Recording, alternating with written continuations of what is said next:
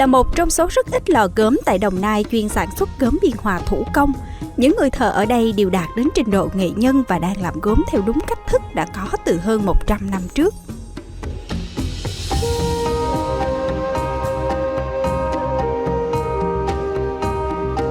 Mỗi sản phẩm được chế tác tinh xảo thế này thường có giá cao gấp 3 đến 4 lần so với sản phẩm thông thường cùng kích thước.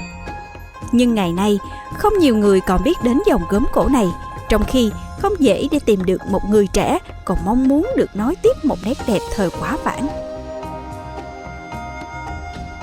Có những lúc mà nhất là tôi khủng hoảng nhất là năm 90, 92, 93 khủng hoảng mình gốm nhất là như là nó không còn làm. Nhiều khi cũng muốn bỏ nghề nhưng mà mình nghề mỹ thuật, mình yêu nghề á, thành ra bỏ không được. Vậy, điều gì để giúp gốm Biên Hòa tồn tại cùng thời gian?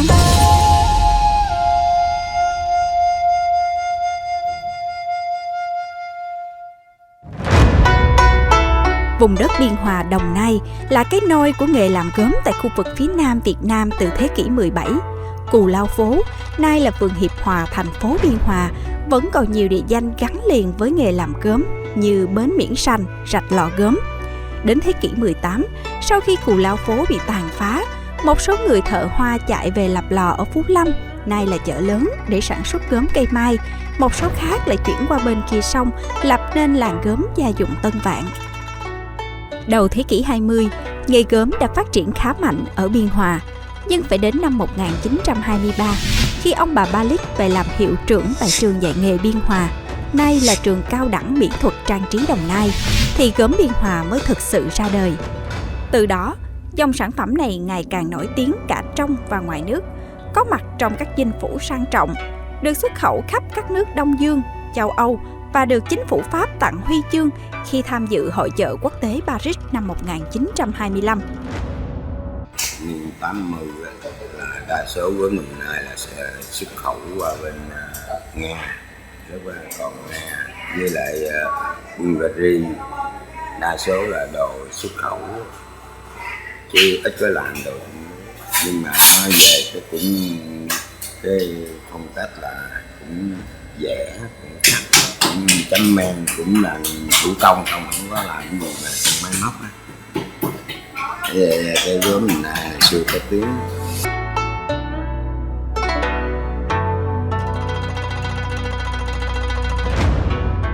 Sinh ra trong một gia đình theo nghề gốm tại Đồng Nai, ông Lý Văn Hảo đã bắt đầu biết nhồi đất, xoay tay tạo hình gốm từ năm 16-17 tuổi. Hơn 40 năm theo nghề, ông Hảo chỉ cần nhìn qua ảnh là có thể tạo hình sản phẩm như đúc, và cũng chỉ mất chưa đầy 5 phút để vuốt xong một chiếc bình như thế này. Ông cho biết, mất khoảng 1 năm 7 tháng để một người thợ học nghề có thể ra nghề, nhưng cũng chỉ tạo hình được những sản phẩm nhỏ có hình dáng đồng nhất như hình trụ, hình chén. Để vuốt được những sản phẩm có hình dáng phức tạp, cần ít nhất 3 năm kinh nghiệm. Bàn tay mình nó điều luyện cái là mình đi ra đi vô tùy theo cái, nhất là cái bàn tay trái. Bàn tay trái nó quan trọng ở chỗ điểm là ví dụ như mình muốn nhả cái dây nó dày thì mình phải nhả tay ra để mình túm vô, nhưng mà nó không có ăn đất, nó vẫn dày nha. Nếu mà mình ăn đất nữa nha, mình mỏng mình vô cái nó sụp, tại nó mỏng nó cũng như đá thì tôi thấy. Sau khâu tạo hình, gốm sẽ được phơi khô đến một mức độ nhất định trước khi chà láng. Mỗi thao tác đều cần sự tỉ mỉ, tập trung để đạt độ hoàn thiện cao nhất. Điểm khác biệt dễ nhận thấy nhất của dòng gốm Biên Hòa là kỹ thuật khắc chìm, chạm lọng và chấm men. Thay vì thiết kế trên giấy hay máy tính, hàng chục năm nay, những người nghệ nhân này đã quen với việc tạo mẫu thiết kế ngay trên chính sản phẩm. Vẽ cái mẫu ra phải có bố cục có này kia được, nó vẽ được chứ không có bố cục mà không có vẽ được. Mình phải chia ra, vô này mình cái hình nguyên cái này mình chia ra, làm mấy ra mình vẽ. Sau khi vẽ xong mẫu, người ta dùng mũ cao su và một lớp vải xô phủ lên thiết kế. Mũ cao su khô lại sẽ tạo thành một khuôn mẫu mà người làm nghề gọi là mộc. người thợ chỉ cần bôi mực tàu lên mộc để in sao chép mẫu. Sau đó, họ khắc theo các đường nét có sẵn để tạo khuôn cho hình vẽ trước khi chấm men. Khắc chìm của mình, mục đích của khắc chìm là nó chia màu ra. Nó chia ra, nó làm cho mình thấy được là những cái ô màu này nó bị tách biệt ra. Nếu mà không có cái khắc chìm này thì cái màu nó sẽ bị lẫn vào nhau.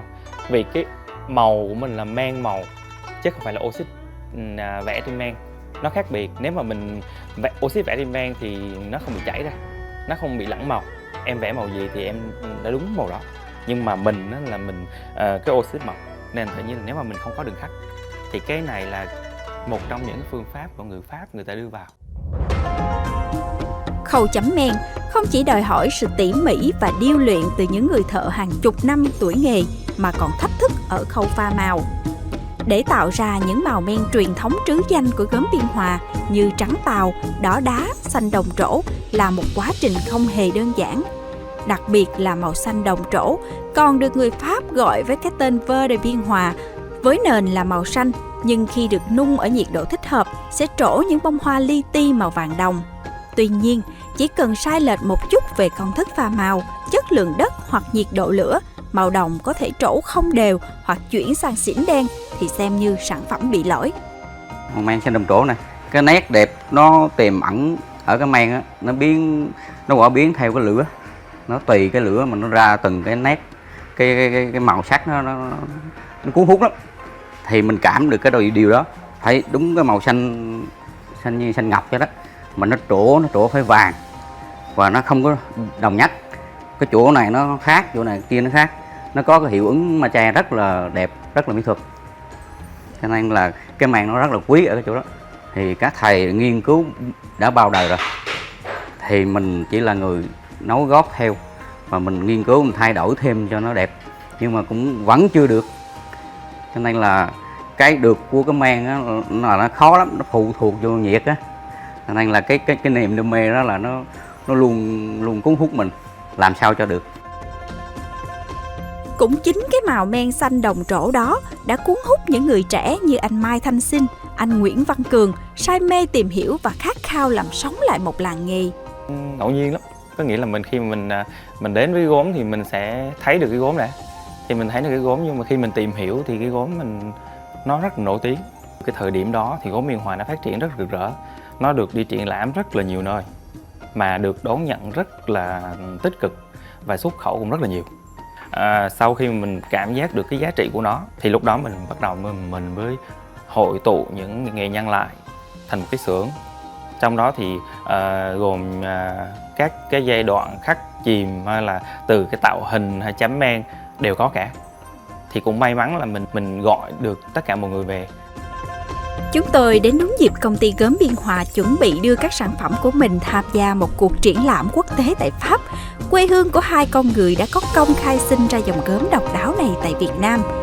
Dù chưa thực sự tìm lại hào quang rực rỡ cho dòng gốm cổ, nhưng những con người ở đây vẫn lấp lánh một niềm hy vọng. Cái áp ủ của mình về gốm Biên Hòa thì thực ra là cũng mong cho nhiều người biết đến gốm Biên Hòa vì cái giá trị của nó. Thứ hai nữa là mình cũng muốn là nó phát triển, nó quay ngược lại cái thời hoàng kim của nó.